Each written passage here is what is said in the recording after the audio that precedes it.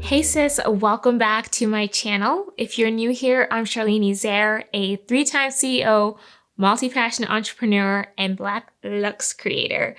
And I'm on a mission to leave the world Blacker than when I entered. One way of doing this is by putting money and opportunities in the hands of BIWOC entrepreneurs. In 2020, I founded the We Own Our Legacy Impact Fund. The goal of the We Own Our Legacy Impact Fund is to create sustainable economic futures for BIWOC entrepreneurs through resource mobilization opportunities. So each round, so excited, each round of recipients will be grouped into cohorts, and they will have the opportunity to engage in dynamic programming to support them throughout their business journey. So each cohort will also consist of virtual office hours, live Q&A sessions, and access to an exclusive community portal. Sis, I can't tell you how excited I am for the first cohort. This year, we'll be selecting our first batch of recipients who will be the inaugural class of the We Own Our Legacy Impact Fund. Yes, honey. So we set out a goal to raise $10K by February 2021 for the We Own Our Legacy Impact Fund, and we are nearly there. We are less than $200 away from hitting our first milestone. Our end of the year goal is to raise $125K, so honestly, any bit helps. Before I continue, please share the iFund Women link in my bio to support the economic futures of Black and Brown women entrepreneurs. In this video, I want to show you the process of how this happened and how we got here essentially, because this has not been an easy ride by any means, and it's definitely been a labor of love. So leading up to the summer of social unrest, my agency, Soulful Systems, began to scale. We hired more team members and invested in creating systems to sustain that growth. And 2020 was actually one of our most profitable years. And by some kind of divine intervention, my agency was relatively untouched by the economic devastation sweeping the entrepreneurial community, especially for Black and Brown businesses. So at Melanin Money, we launched a digital marketplace to connect Black consumers with Black products, and we created our first piece of merch to go live on the site. I'm currently wearing it. Melanin Money, we don't work for free. We also hosted monthly virtual events to check in with our community. It was so much fun. It was pretty much like a girls' night in for Black women. For me, last year was an invaluable lesson in creating an agile business model that can sustain beyond the turmoil of the world. Because as Black women, as Brown women, we be going through it. And as a CEO responsible for leading and compensating various teams, honestly, I was so fortunate that COVID did not impact my business's growth, but this wasn't the norm. In 2020, we saw many Black and Brown businesses close their doors, and I honestly felt like this immense pressure to be a resource. I wasn't sure how at the time, how it was actually going to happen, but I knew we just had to do the dang thing. Fast forward to the summer of 2020, and I know many of you remember what that was like. In the wake of Black death and Black murders of George Floyd, Breonna Taylor, Ahmaud Arbery, and many more we may never know, I felt so paralyzed. I remember consistently crying, feeling so lost in this space as a Black woman, as a Black entrepreneur. I struggled deeply with my purpose in this world, my legacy.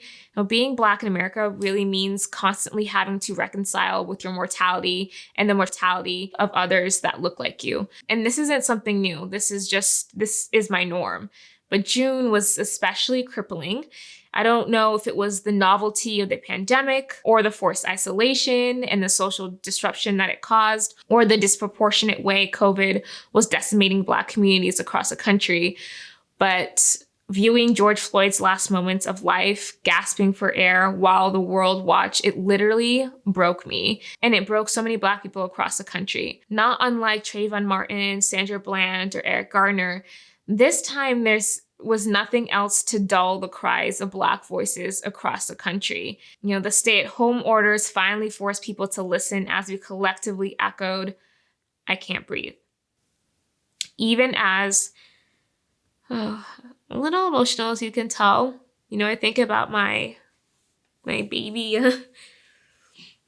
as I film this and share with you my experiences and how we got here with the Impact Fund and the legacy that I'm leaving behind for my little queen.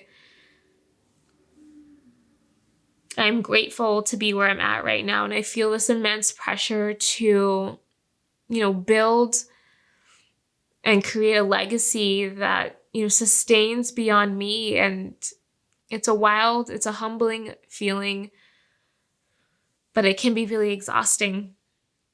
So back to the story.